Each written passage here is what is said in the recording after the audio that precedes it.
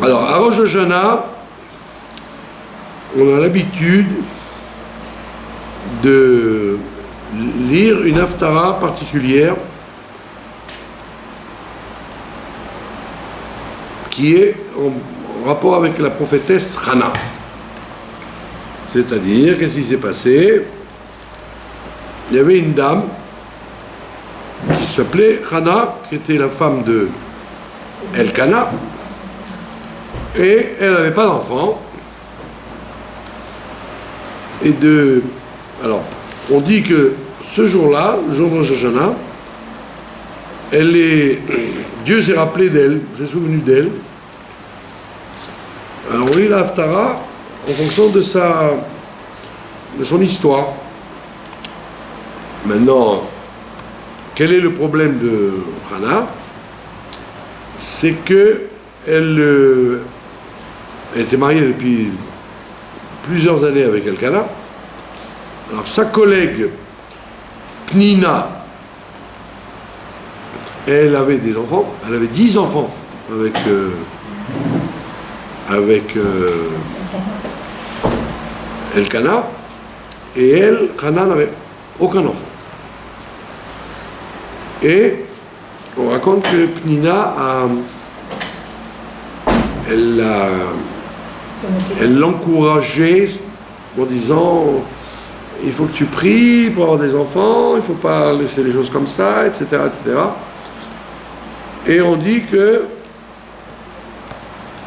donc elle a fait ça le Shem Shamaï, parce que chacun sait que quand quelqu'un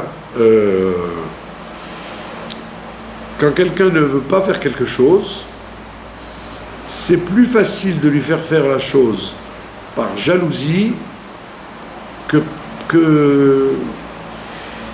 le Shem Shamaï. Si par exemple quelqu'un il vous dit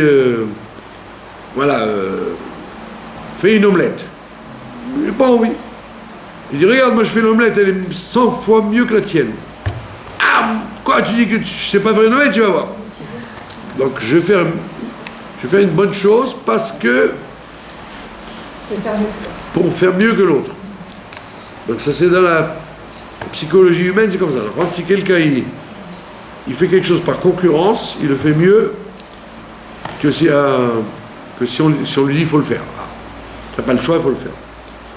Donc on dit que Pnina a voulu la secouer en lui disant tu vois, moi j'ai des enfants, toi tu n'en as pas, allez, il faut prier. Et puis et peut-être tu ne mérites pas d'en avoir. Et donc elle l'a poussé à prier, et c'est grâce à ça qu'elle a eu des enfants.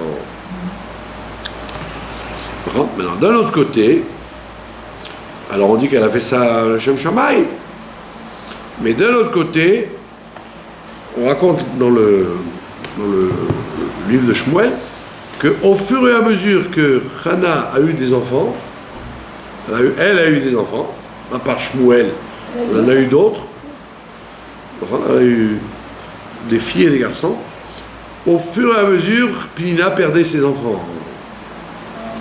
C'était l'un qui remplaçait l'autre. C'était horrible. Et alors on demande pourquoi. Pourquoi elle a été punie d'une telle catastrophe, de perdre ses enfants. Alors on dit parce qu'en fait, il est connu que Dieu il aime la tfila des tzadikim. Donc quand quelqu'un il donne pas quelque chose, quand Dieu ne donne pas quelque chose à quelqu'un, la richesse, la santé, le zivoug, les enfants, c'est parce qu'il veut que les gens demandent. Il veut que les gens prient. Comme on voit en Rosh Hashanah.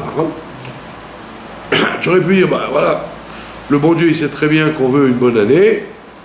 On n'a pas besoin de prier. Il connaît nos sentiments. Comme on dit, il est Bochel Klayot Va'alev. Il sonde les cœurs. Alors, j'ai pas besoin que. Il sait très bien que je veux. Je ne vais pas prier pour avoir des ennuis. Je prie pour avoir des bonnes choses. Alors, on dit oui, mais il faut le dire. le fait que tu le demandes, ça provoque la chose. Pourquoi? Parce que le monde, il est fait avec 3 dimensions de Marshava, Dibur ou Maaseh. Donc si tu te contentes, si tu dis Dieu il sait ce que je pense, donc toi tu es resté dans la Marshava, alors Dieu aussi il reste dans la Marshava. C'est-à-dire qu'il va t'envoyer tout le bien, mais en haut, pas en bas, pas dans ce monde-là. Un compte en banque virtuel. Alors c'est pour ça qu'on te dit, si tu veux pas que ça reste dans le monde d'en haut, il faut le faire descendre par la parole dans le monde d'en bas. Donc la même chose, Chana, c'est l'exemple qu'on en a un Chana. On dit voilà, tu vois, comme toi, Rosh Hashanah, tu demandes des choses, et peut-être que ces choses-là, tu ne mérites pas. On dit, même si tu ne mérites pas, le fait que tu demandes de toutes tes forces, on va te le donner comme Chana. C'est pour ça qu'on lit l'Haftarat Chana. Donc je reviens à la question, pourquoi Pnina a été condamnée? Puisqu'elle a fait tout pour que Chana prie de tout son cœur. Alors on dit, ben voilà, bravo, grâce à Pnina, Chana a prié bien. Alors, pourquoi elle a été punie de perdre ses enfants? Alors on répond parce que c'est vrai que Sarah, Rivka, Rachel, Léa, elles étaient toutes, Léa non, elles étaient toutes stériles, et pour qu'elles aient des enfants, Dieu il a fait qu'elles ne pouvaient pas avoir d'enfants. Et pour qu'elle en ait, il fallait qu'elle prie. Donc ça a provoqué, la prière a provoqué le Nes. Alors on dit la même chose avec Rana. Même chose avec Rana. Alors pourquoi elle a été punie, Pnina? Parce qu'on dit, parce qu'il peut y avoir 2 raisons pour lesquelles quelqu'un n'a pas la chose. Soit parce qu'il prie pas, ou soit parce qu'il faute. Les fautes, elles bouchent la chose, d'accord? Quand il y a des fautes, c'est comme un écran qui empêche la bracha d'arriver. Donc soit, comme par exemple, il y a écrit dans les livres que celui qui fait Netilat Yadayim avec beaucoup d'eau, c'est une ségoula pour la parnassa. Hein? Alors je connaissais quelqu'un, alors il te mettait 1 litre d'eau, plus d'1 litre d'eau pour faire des Netilat Yadayim. Bon. Alors je lui dis, mais pourquoi tu gaspilles tellement d'eau? Il suffit un peu d'eau. Pourquoi 1 litre? Il est passé une segoula pour la parnassa. Et je lui dis, ça marche? Et il me dit non. Je lui dis d'abord, ça marche pas parce que tu gaspilles de l'eau des gens. En plus, quand tu vas chez les gens.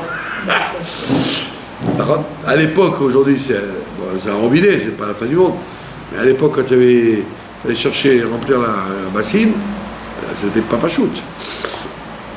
La preuve, c'est qu'on raconte que le Chafetz Chaim, il avait invité quelqu'un à manger, et au moment de faire Netila, il a fait rien qu'avec un peu d'eau. Alors, les gens lui ont dit, mais Vodarav, on fait Netila, il faut faire avec 3 fois, avec tout le Kéli. Il dit non, parce que si je prends tout le Kéli, il n'y en aura pas assez pour les gens qui viennent derrière. Donc je me contente du minimum d'eau. Pour pas embêter les gens derrière, parce qu'après il fallait retourner à la rivière et rechercher de l'eau, et c'est pas évident. Aujourd'hui, c'est pas un problème, mais à l'époque c'était un problème.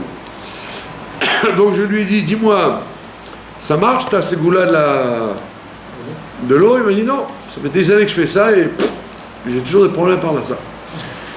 Alors je lui ai dit, parce qu'en fait, une segoula elle peut marcher que si tout va bien autour. Alors il y a des choses qui amènent la parnassa, et il y a des fautes qui empêchent la parnassa. Problèmes de shlom bayit, les problèmes de vol, les gens qui sont malhonnêtes, les gens qui font pas ce qu'il faut, qui font n'importe quoi. Il y a des tas de choses qui peuvent empêcher la parnassa.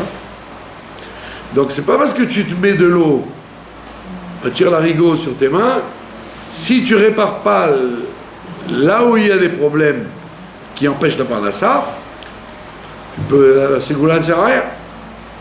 La ségoula, c'est quand tu as tout fait, alors tu dis bon, alors en plus, fais cette ségoula, c'est utile.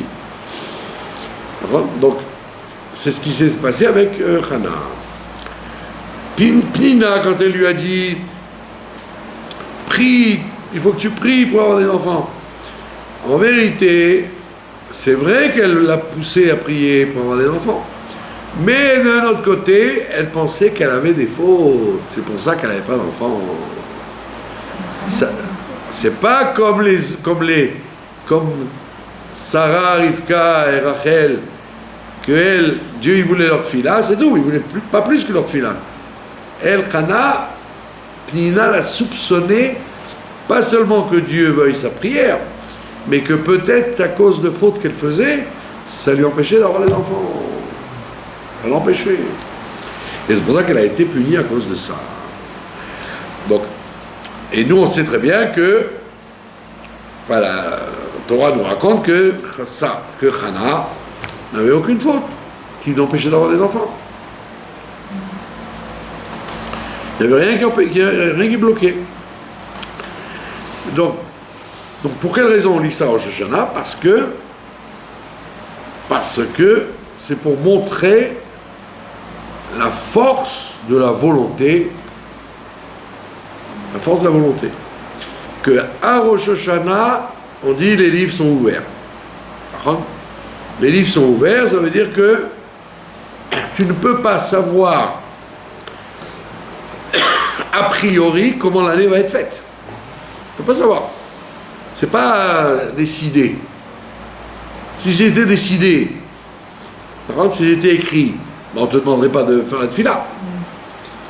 On te dirait, mais tout, ça y est, c'est déjà écrit.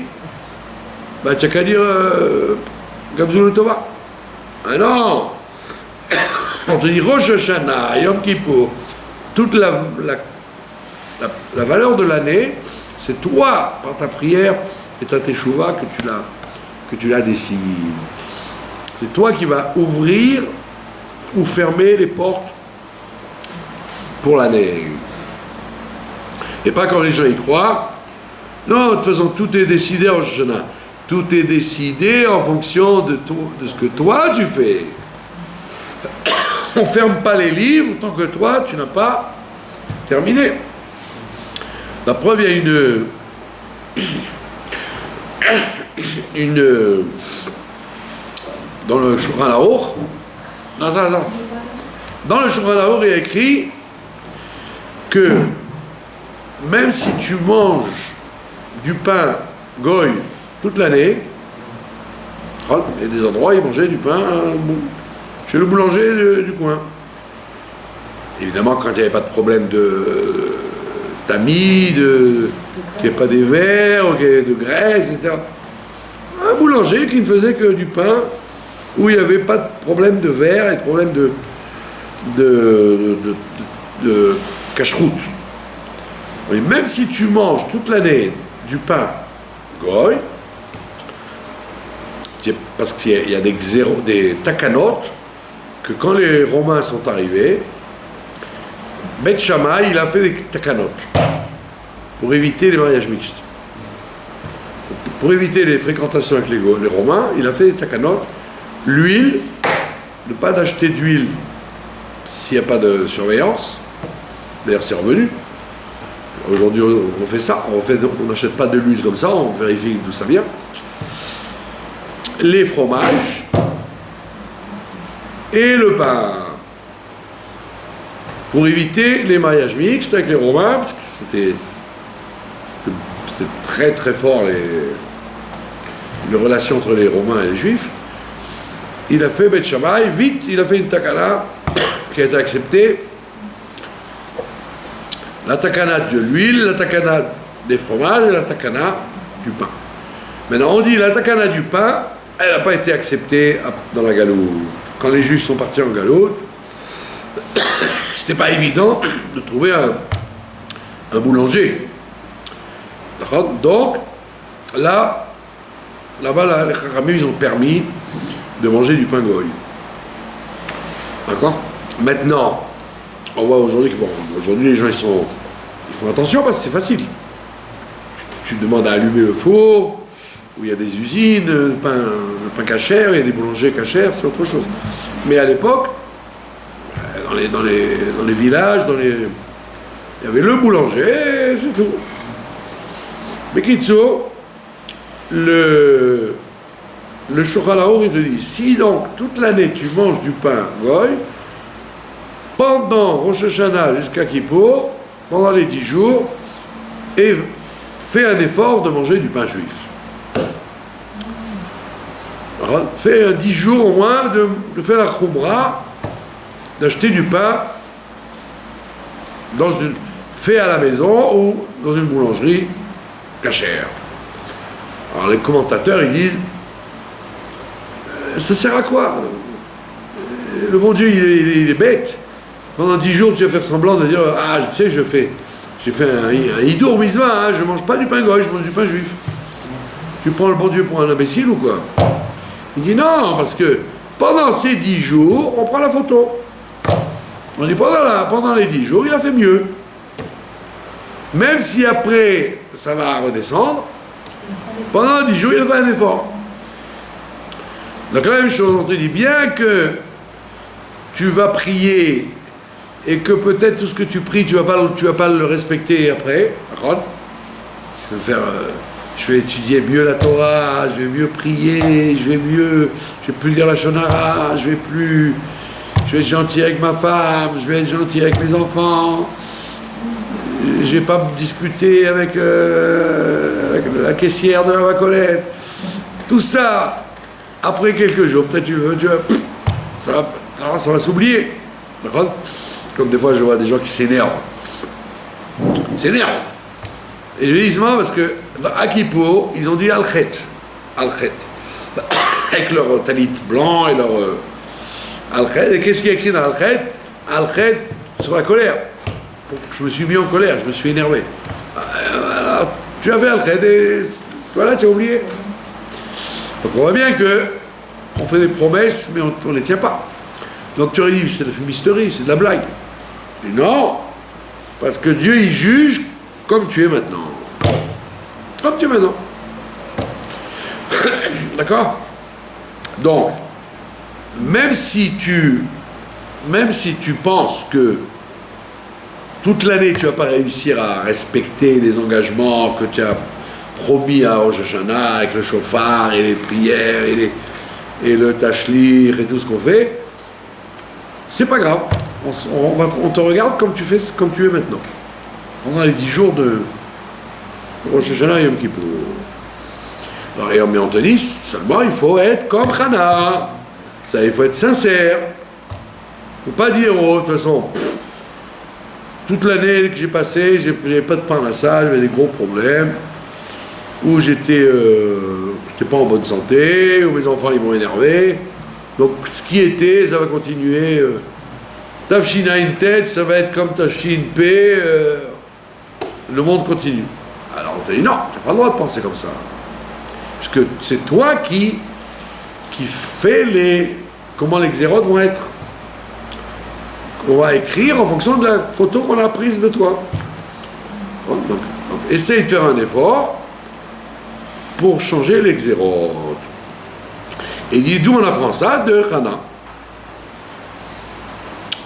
Alors le rabbi il dit une chose très intéressante, il dit attends mais il n'y a pas que Hana qui a prié, Sarah elle a prié, Rivka elle a prié, Rachel elle a prié.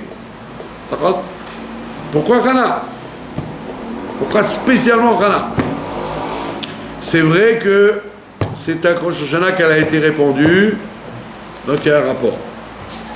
Et le Midrash te dit aussi que Sarah, Rivka, il y a plusieurs comment on dit, Midrashim qui disent que c'était à Rosh Hashanah qu'elles ont été répondues aussi.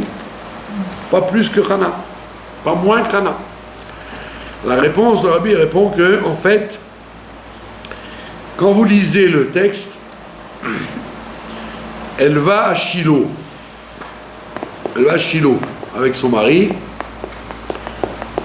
avec Elkana, elle va à Shiloh.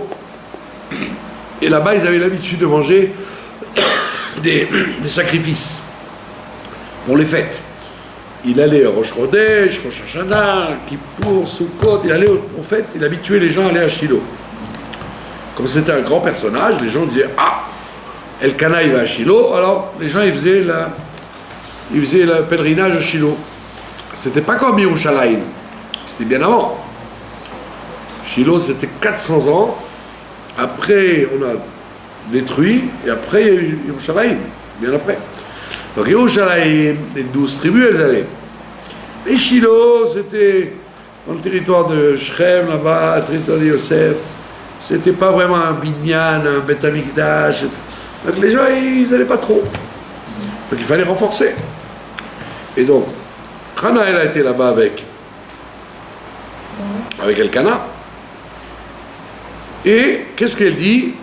Elle dit si tu me donnes un enfant, il sera consacré à toi. Il sera consacré à toi. Ça veut dire qu'elle n'a jamais eu, quoi. Elle a gardé 2 ans chez elle, et après, il est resté 50 ans sans voir sa mère. Il était avec le grand prêtre Élie.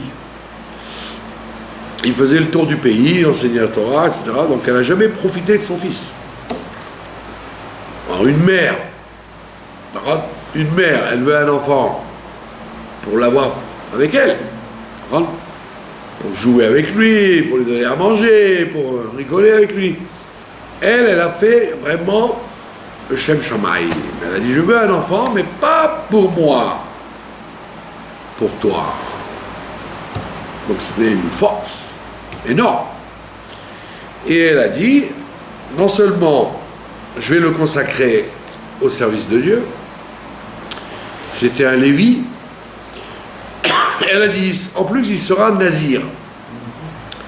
Il va faire pousser ses cheveux, il ne boira pas de vin, et il ne touchera pas les morts. Comme Shimshon, comme Avshalom, un nazir. Et on voit, après 2 ans, il n'avait plus besoin de sa mère, parce qu'à l'époque, les bébés, ils tétaient 2 ans. Quand il a fini de téter, elle l'a envoyé chez Élie. Et il était en pension complète là-bas, il dormait chez Élie. Tout seul, le petit, avec Élie, qui était un vieux prêtre. Et en pleine campagne là-bas, à Shiloh, et elle ne le voyait plus. Elle le voyait peut-être aux fêtes, elle allait dire bonjour, mais elle n'a jamais profité de son fils. Alors le rabbi il dit en fait, il y a un grand chidouche là-dedans, c'est que Madame Hana, elle a dit le rasoir ne passera plus sur sa tête, il ne boira pas de vin et il ne touchera plus les morts. Et on voit que le petit Shmuel, il a fait ça. Alors le rabbi dit quel est le chidouche? C'est que une femme, elle ne peut pas faire de néder sur quelqu'un d'autre. Le néder qu'elle a fait elle, il n'avait aucune force sur Shmuel. Shmuel aurait pu dire maman, tu es bien gentil, mais ton néder, 0, il n'a aucune valeur. Moi j'ai pas envie. Je veux pas être nazir. Je veux pas rester à Shiloh, je veux rentrer à la maison, faire des affaires, me marier, aller chez toi le Shabbat, c'est tout. Tes histoires, ça ne m'intéresse pas. Et on voit que pas du tout. Il a été d'accord. Comment il a été d'accord? Donc c'est ça que le rabbi amène comme chidouche, que la prière de Hannah était tellement forte qu'elle a joué, elle est intervenue sur le libre arbitre de petit Shmuel. Que le petit Shmuel a perdu son libre arbitre de dire non. Comme elle a voulu, il a été. Et le rabbi dit ça, c'est que Hannah. Ça, c'est que Hannah. Parce que tu vois bien, Rivka, elle a prié pour avoir des enfants. Mais elle a eu Esav. Et elle n'a pas prié pour avoir Esav. Elle a prié pour des enfants. Mais elle n'a pas eu la force de transformer la volonté de ses enfants. Et pareil Sarah. Et pareil Rachel, etc., etc. Ça veut dire que ce phénomène-là de jouer sur le bébé qui va naître dans le ventre de sa mère, ça c'est que Hannah. Et le rabbi dit, c'est pour ça qu'on fait ça au Rosh Hashanah, pour dire que la prière que tu dois faire, elle doit être comme Hannah. Que tu dois être tellement fort dans ta fila que tu joues sur l'avenir, tu joues sur le destin. Tu es mashpia sur les xéros.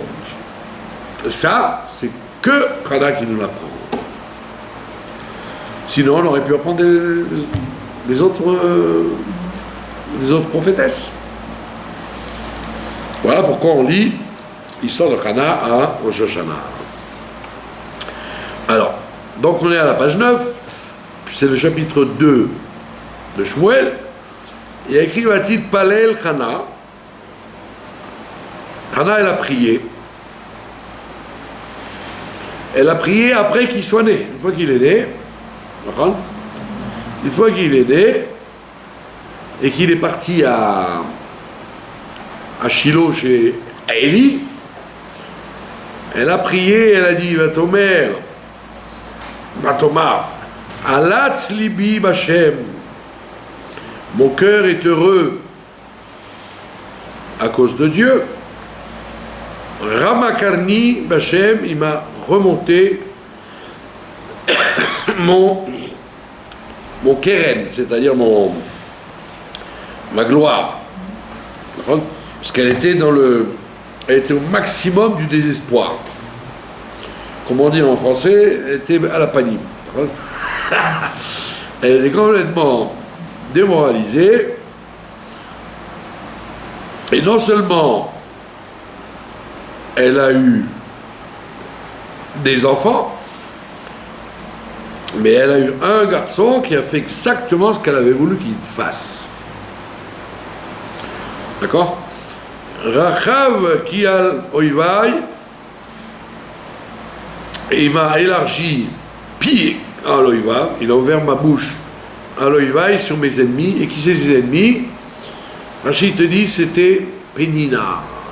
Sa collègue, c'était son ennemi, parce qu'elle, sous ses airs de prier, de la pousser à prier, elle lui faisait du mal. D'accord? Qui samarti bishoatera, et j'étais contente du fait que tu m'as sauvé. Donc ça veut dire qu'on lit ça en Shoshana pour t'enseigner que c'est sûr que ce que tu vas demander, ça va être répondu. Que si tu pries de tout ton cœur, tu seras répondu de page toute, de façon toute simple. D'accord? Vous allez dire, ah, pourtant tu vois bien, la plupart des gens, les années elles passent et la vie elle ne change pas. Justement parce que c'est pas tellement qu'ils y croient, quoi. Les gens ont tendance à être fatalistes. Et on n'a jamais vu, on n'a pas vu que les choses elles changent. Et donc, même les grands rabbinim, même les chassidim, même les gens très religieux, des fois ils n'ont pas la émouna que leur prière elle est répondue. pas Pachout, par contre, pas Pachout comme on voit les chassidim d'avant, ils donnaient le guet à leur femme avant d'aller prier. Ils partaient dans la campagne. Les élèves du Baal Shem Tov, ils partaient dans la campagne et ils donnaient le guet à leur femme dans le cas où ils mourraient dans la prière. Seulement ils faisaient la prière avec conviction. C'est ce que la plupart des chassidouillotes, elles essayent de faire. Ils beau de doute, crier, appeler, etc., etc. Donc, on dit pourquoi il donnait le guet? Parce que dans le cas où il meurt et on ne sait pas où il est, ben au moins elle est libre. Donc ça veut dire quoi? C'est-à-dire que quand aujourd'hui, qu'est-ce que tu fais? Tu dis bon, écoute, je vais faire mincha, je reviens. Hein? Je fais mincha, après je vais aller à ma colette acheter du lait, je reviens. Théoriquement, quand tu pries, tu ne devrais pas savoir comment tu vas sortir. Peut-être que tu vas t'évanouir dans la prière. En vérité, non, parce qu'on fait ça comme des fonctionnaires. On demande du bout des lèvres. C'est dur à dire, mais apparemment c'est comme ça. D'accord? Alors on fait mincha, après on revient. Hein? Attends, mais peut-être tu vas faire tellement mincha bien que ma chère va venir, il va y avoir Israël, la résurrection des morts, peut-être que, on va savoir. Comme on n'y croit pas trop, alors ça fait partie du programme, les tfilotes. Alors on te dit non, il faut arriver au shlav, à l'état de Chana. Et c'est pour ça qu'elle te dit Samarti Bishuatecha, j'étais très heureuse que tu m'aies délivré. Ça veut dire que pour elle, avoir un enfant, c'était une Yeshua, c'était une délivrance. D'accord? Pas qu'on croit, pas comme une autre femme. Une autre femme, elle veut des enfants parce que elle veut des enfants, mais c'est naturel. C'est bien pour la mère. Elle aime un bébé qui naît, etc. C'est quelque chose de spécial. Mais elle ne voulait pas simplement un enfant en tant que Madame Hana, elle voulait un enfant qui soit Shmuel, un Eved Hashem. En kadosh kashem ki en biltecha. Il n'y a pas de kadosh que Akadosh Baruch Hu, qui en biltecha, et il n'y a rien d'autre que toi. Ve'en sur kelokenu, et il n'y a pas de sur c'est une roche, une pierre. Il n'y a pas de pierre comme Dieu. Ça veut dire qu'il n'y a pas de pierre comme Dieu. Il n'y a pas de sur qui s'appuyer. Quand quelqu'un quelqu'un il est dans la mer et qui va se noyer, il cherche une pierre pour s'accrocher pour ne pas être emporté par l'eau. Ça s'appelle Tsour. Donc quand on veut parler de Dieu qui amène la délivrance, sur qui on peut avoir confiance, on l'appelle Tsour. D'accord? Tsour Michelo, comme dit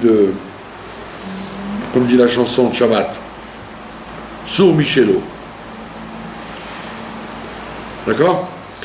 Al tarbu tedabru gevoa gevoa yetse atak mipichem. Alors elle dit, Rachid nous explique, qu'est-ce que ça veut dire? Al tarbu tedabru gevoa gevoa. Ça s'adresse aux gens orgueilleux. Les gens orgueilleux, elle parlait de Pnina aussi. Elle disait, moi, j'ai des enfants, donc tu vois, je suis mieux que toi, j'ai des enfants, toi tu n'en as pas. Donc elle parlait avec prétention. D'accord? Alors elle dit, qu'il n'y en ait pas trop des gens orgueilleux, d'accord? Parce qu'en vérité,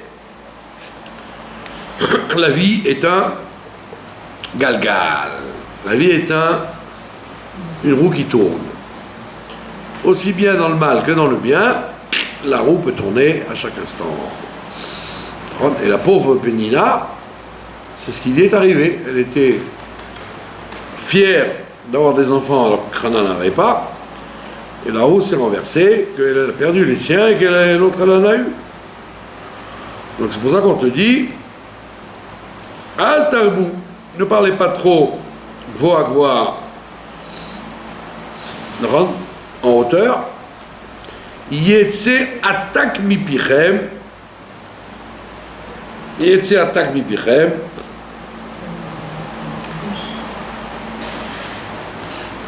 Il te dit, Rashi, attaque, ça veut dire quelque chose de fort, d'avoir chazak. Il peut sortir, il est sorti quelque chose de votre bouche, vous avez parlé fort, parlé dur, en disant, moi je fais ça, et ça sera comme ça, et pas autrement, Mais il te dit, oui d'accord, tu peux parler fort, mais c'est pas sûr que ça va marcher comme tu dis, parce qu'il y a écrit qui el deot Hashem. Qui el deot Hashem, Dieu, il connaît ce qu'il y a dans votre cœur. Velo nitkenu alilot, et Dieu, il s'écrit velo. Velo, ça veut dire à lui.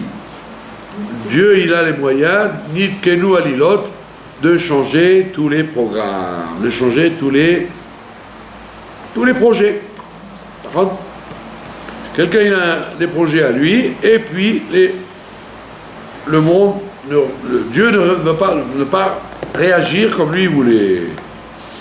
D'accord? Vous connaissez l'explication à Pi Chassidut. Pourquoi Hana elle dit quel déot? Dieu est un Dieu des déotes, de deux opinions. Ça veut dire quoi, deux opinions? Alors on explique dans la Chassidut que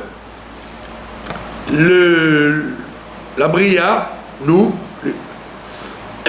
les individus, on considère que ce monde-là, il existe, mais que Dieu n'existe pas. On ne le voit pas. Ça s'appelle Aïn. Nous, on est Yesh, nous, on est le Yesh. C'est nous qui existons. La Metsiout que l'on regarde, c'est ça qui existe. Et Dieu, on l'appelle Aïn. On l'appelle n'existant pas. Alors que du côté de Dieu, c'est le contraire. Pourquoi on l'appelle quel Déota? Lui, il a son opinion à lui, c'est le contraire. Que lui, il existe, il est seul à exister, et que nous, on n'existe pas. Nous sommes rien. Donc, elle t'enseigne Hana, elle te dit, voilà, Dieu, il voit les choses des deux côtés. Dieu, il accepte de voir les choses comme toi, tu vois. On peut comprendre que si quelqu'un n'a pas eu de chinour, ma pitom qui va croire en Dieu. Pourquoi il va dire, il y a un créateur qui s'occupe de tout, qui dirige tout. Si tu appartiens à un chinour religieux, ma pitom que quelqu'un il va être croyant. Il ne va pas être croyant, il va dire, ce monde-là existe, et c'est tout. Maintenant, toi, tu veux croire qu'il y a un Dieu qui dirige, etc., etc. Moi, j'y crois pas. Donc, ça veut dire que c'est bien parce qu'il y a eu un chinour qu'on arrive à la Emouna. Sinon, il n'y a pas besoin, il n'y a pas de Emouna. N'espère pas qu'il va y avoir la Emouna si tu ne l'as pas enseigné aux enfants. D'accord? Ma pitom qu'un individu va faire des brachot quand il mange, ou il va avoir des tefilines, il va faire Shabbat, quel rapport? Il faut qu'il ait reçu un chinour. Donc Dieu, il accepte de voir les choses comme nous on les voit. Dieu, il accepte. Dieu, il comprend très bien que la Emouna, c'est un travail qui n'est pas ce qui n'est pas shoot. Prends un enfant et mets-le dans un milieu où on ne parle pas de Dieu, on ne parle pas de Torah, on ne parle pas de Emouna, ce serait un miracle s'il sort de là. D'accord? Donc c'est pour ça qu'on te dit, quel Déot Hachem, Dieu il voit les choses comme tu les vois, et il voit les choses comme lui les voit. Hein? Donc tu dois être capable d'arriver à voir les choses comme Dieu les voit. C'est-à-dire que nous on n'est rien, et que lui il est tout. Alors, si tu dis, là, ce qui existe là, ça n'est rien, ça n'a pas de vrai Metsiout, et la seule Metsiout c'est Dieu qui l'a, alors il peut tout faire. Il peut tout changer, il peut déclarer qu'une femme qui n'a pas d'enfant va en avoir, que quelqu'un qui n'a pas d'argent il va être riche, que quelqu'un qui est malade il va être guéri, etc. etc. Puisque, vu par lui, il n'y a que lui qui existe. Donc rien n'est joué par nous, tout est joué par en haut. Donc quand tu pries, tu dis à Dieu, écoute, moi je vois rien, moi je comprends rien, mais toi, c'est à toi de renverser les choses pour que ta volonté, elle descende dans ce monde-là. C'est ce qu'elle a fait, Hana. Et c'est pour ça qu'il te dit, Velo nitkenu alilot. Et c'est de lui que sont composés les alilot, les projets et les comment on appelle ça? Les scénarios divins. Les scénarios divins, c'est Dieu qui les fabrique. Tu vois, quand tu vas comme un chidour, par exemple, comme un chidour, tu vois, le nombre de providences, il faut que une personne, elle aille là, qu'elle tourne ici, que l'autre, qu'il y ait une troisième personne qui pense à faire un chidour, etc. Ou un travail, quelqu'un il a dit tiens j'ai besoin de quelqu'un qui fasse ça, à ce moment-là je le rencontre, etc. etc. Donc ça c'est des halilot, c'est des mises en scène, des scénarios, et ça, il n'y a que Dieu qui manipule tout ça. D'accord? Même si on ne comprend pas tout de suite, des fois avec des années tu te dis waouh, maintenant j'ai compris comment c'est arrivé à ça. Keshet Giborim Chatim, il dit les arcs, les gens qui savent tirer les flèches,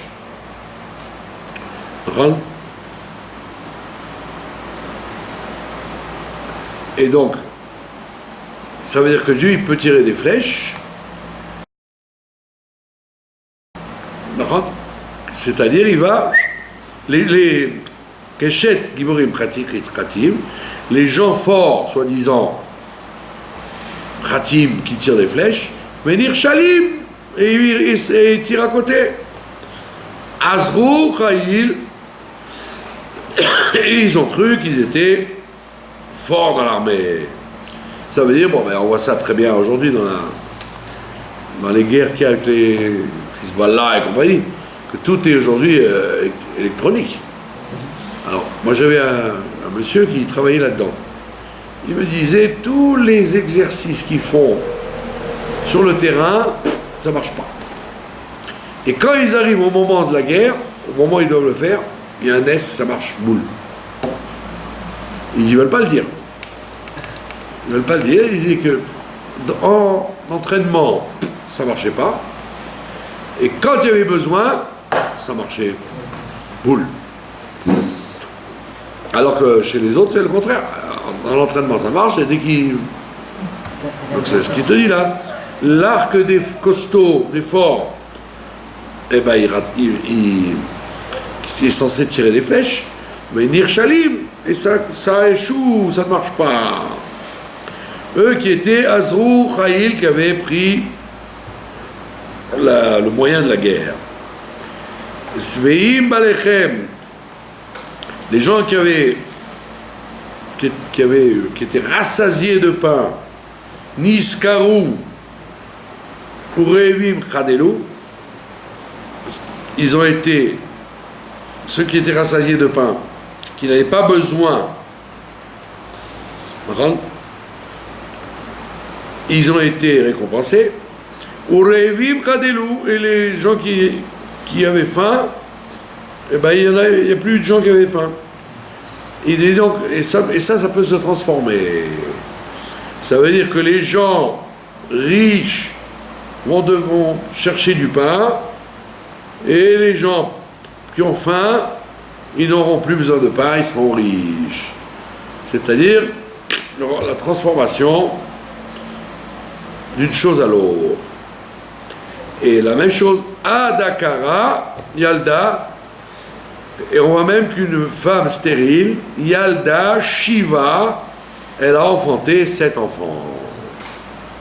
Donc, en vérité, voilà, Verabat Banim, Umlala, et celle qui avait beaucoup d'enfants, Umlala, elle les a perdus.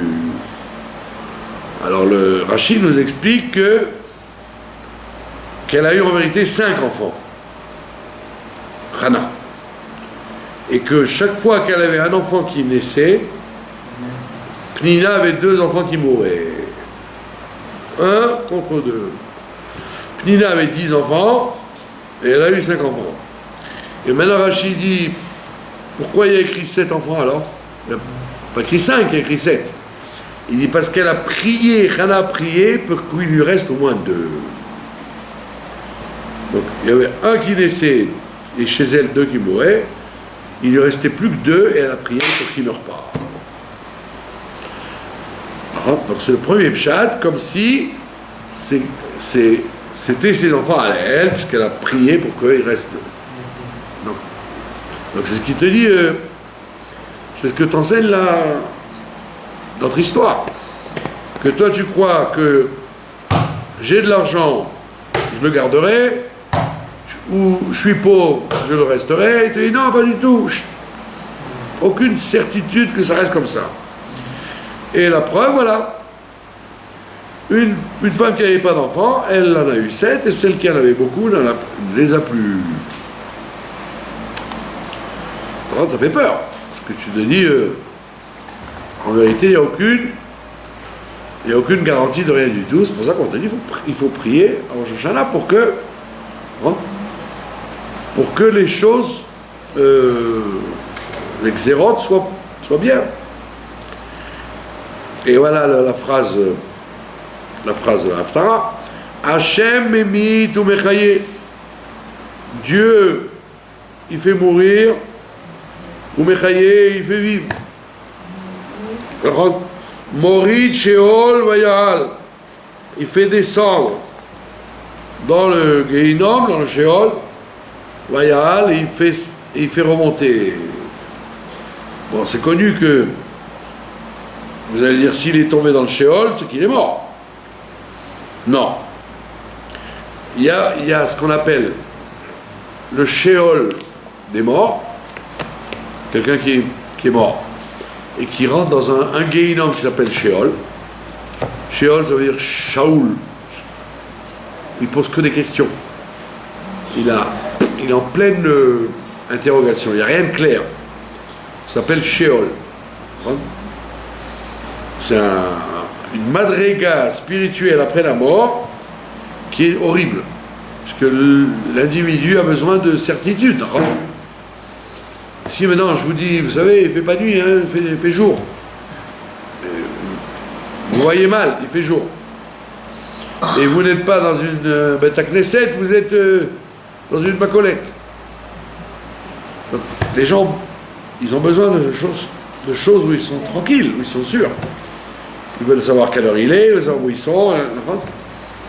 Celui qui ne sait rien, qui a des questions sur tout, ça s'appelle Sheol. Donc il y a des gens, quand ils sont morts, on les envoie dans le Sheol. Et qui en envoie dans le Sheol en général? Ceux qui croyaient sur terre savoir tout. Donc ceux qui étaient sûrs de tout, on les envoie dans le Sheol. Et là-bas, on se rend compte qu'ils n'ont que des questions, ils n'ont pas de réponse. Mais on te dit, dans ce monde-là, il y a des gens qui vivent le Gehinnom dans ce monde-là. Sans être morts, ils sont dans le Gehinnom. Il y a des gens, on voit que Dieu préserve, il y a des gens qui ont une vie tellement dure, tout ce qu'ils ont, ça tourne mal, c'est tordu. Et donc ils vivent un Gehinnom. Alors il y a un Gehinnom de problèmes et de maladies, etc. Puis il y a un autre Gehinnom qui s'appelle le Sheol, sur terre. C'est-à-dire d'avoir que des questions, aucune réponse. Toute sa vie, c'est des questions.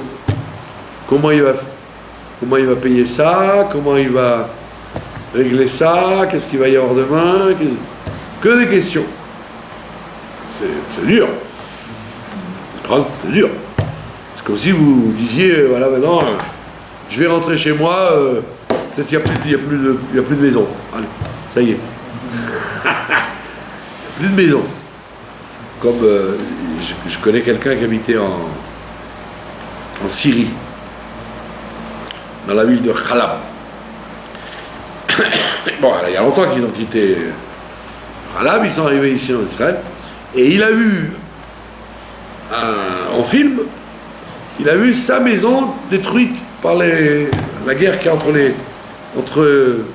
les Syriens là-bas. Il a vu sa maison.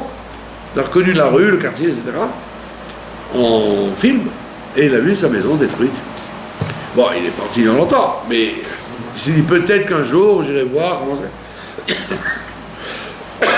D'accord? Donc, c'est ce qu'elle dit, Madame Hana. Dieu peut faire mourir et il peut faire vivre, et il peut faire descendre dans le Sheol, et il peut faire sortir, remonter du Sheol.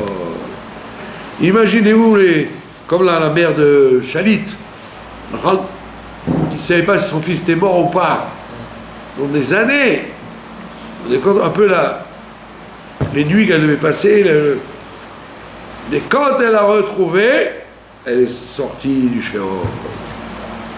Vous avez compris? Hachem Morish ou Machir, Dieu rend pauvre ou il rend riche. Mashpil, il descend les gens, Av Meromem, où il les remonte. D'accord? Il y a des gens, ils sont au plus bas et on les remonte, il y a des gens qui sont au plus haut et on les fait dégringoler.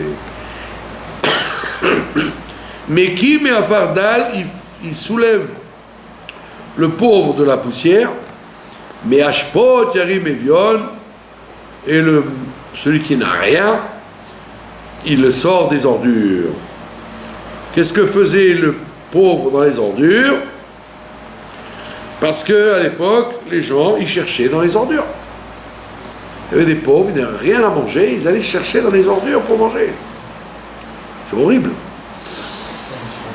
J'ai connu un monsieur, j'ai dit, c'est devenu un clochard. C'était une maladie. Il est devenu un clochard, il a quitté sa femme, ses enfants, sa famille. Il dormait dans la rue, il dormait par terre sur des cartons. Et j'ai parlé un jour avec sa fille, il m'a dit, je lui ai dit, mais comment vous pouvez laisser votre père? Elle m'a dit, il ne veut pas, il ne veut pas. Il ne veut pas rentrer à la maison, il veut dormir par terre dans les cartons. Un jour, un Shabbat, je lui ai descendu à manger, puisqu'il était sur le banc en bas de chez moi. Je lui ai descendu à manger, il n'a pas voulu. Il ne voulait pas manger. Et par contre, vous le voyez à la poubelle, il rentrait dans la poubelle et il mangeait. C'est grave. C'est une maladie, quoi. Donc c'est pour ça qu'on te dit, mais Ashpot Yarim Evion, Dieu il peut relever le pauvre, même des ordures où il va chercher à manger.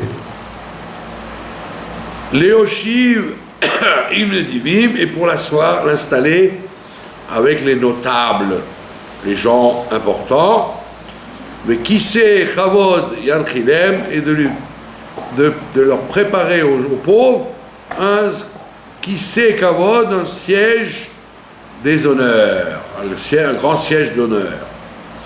Qui l'Hachem Metsuke Eretz, parce que Dieu,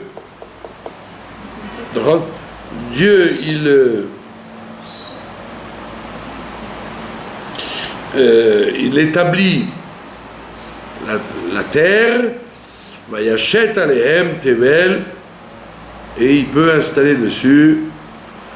Toute la terre est bâtie sur ce que lui décide.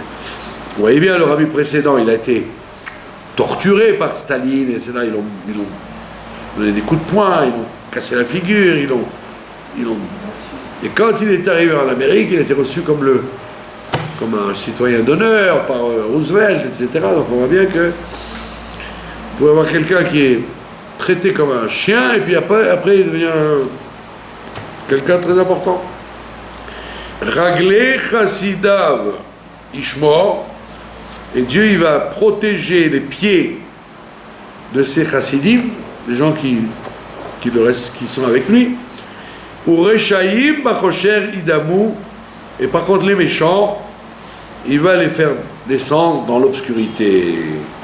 Kilo Bekoar Igbar Ish, parce qu'un homme, il ne peut pas être grand par la force. Il ne peut être grand que par l'humilité qu'il a avec Dieu. Si Dieu il est humble si l'homme il est humble avec Dieu, il va devenir Gibor, il va devenir un fort. S'il croit que lui il est tout, Dieu va le faire dégringoler. Hashem Yechatu Merivav, Dieu il va faire la guerre à mes ennemis. Alav Hashamaim Yar'em, il va faire du bruit même dans les cieux. Hashem Yadin Afse Haaretz, Dieu juge toute la surface de la terre. Veiten Oz le Malko, il donne la force en tant que roi. Yarem Keren Meshicho, et il va faire monter la couronne de son Meshicho, pas de son Mashiach, mais des gens qu'il a choisis. Ouais. Et qui va le faire? C'est son fils. Son fils Shmuel, c'est lui qui va oindre David Amelech. Il va avoir le srout de décider de la royauté de David Amelech. Et ça, c'est la prière de Hannah, donc c'est une prophétie. Elle annonce déjà à l'avance que la situation va se renverser complètement à son profit à elle, et on lit ça le jour de Rosh Hashanah comme on dit chez nous, pour te mettre un peu de plomb dans la tête, pour que tu ne dises pas ce qui existe, ça ne bougera pas. On dit non, tu peux tout renverser dans le bien, comme Hannah qui a tout renversé dans le bien. Je vous remercie de votre attention. Voilà.